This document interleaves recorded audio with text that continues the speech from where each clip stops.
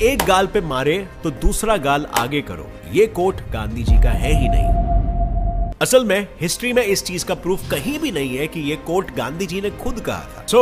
अगर गांधी जी ने ये नहीं कहा तो फिर आखिर किसने कहा? और मेजॉरिटी पब्लिक के दिमाग में ये मिसकंसेप्शन आया कहां से? इसका सबसे बड़ा क्रेडिट जाता है बॉलीवुड वालों को, जो इतने सालों से इस कोट को बापू से लिंक करते आ रहे हैं। लगे रहो मुन्ना भाई, याद आया? अगर ये डायलॉग बापू ने नहीं कहा तो फिर किसने कहा?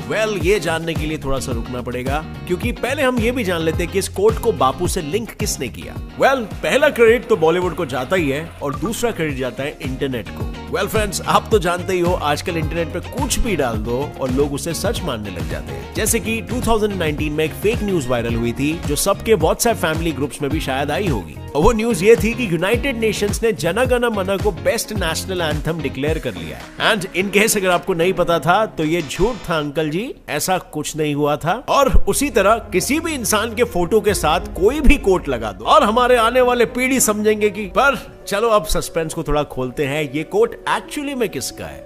ये कोट एक्चुअली में बाइबल के न्यू टेस्टामेंट के वर्स लूक 6:29 में लिखा हुआ है। और अब ये तो इम्पॉसिबल है कि बापू इस कोट को चुराएंगे, तो फिर ये कोट उनसे लिंक कैसे हुआ? तो बेसिकली बापू को रिलीजन और रिलीजियस टेक्स्ट में काफी इंटरेस्ट था, स्पेशली क्रिश्चियनिटी में। और इस टाइम्स ऑफ इंडिया के आर्टिकल के हिसाब से गांधी जी ने 1926 में गुजरात नेशनल कॉलेज में बाइबल का न्यू टेस्टामेंट पढ़ाया था। और शायद यही कारण था उन पे बायोग्राफीज लिखने वाले राइटर्स ने काफी बार गांधी जी के नॉन वायलेंस फिलॉसफी को बाइबल के कोट से रिलेट किया था। वाह!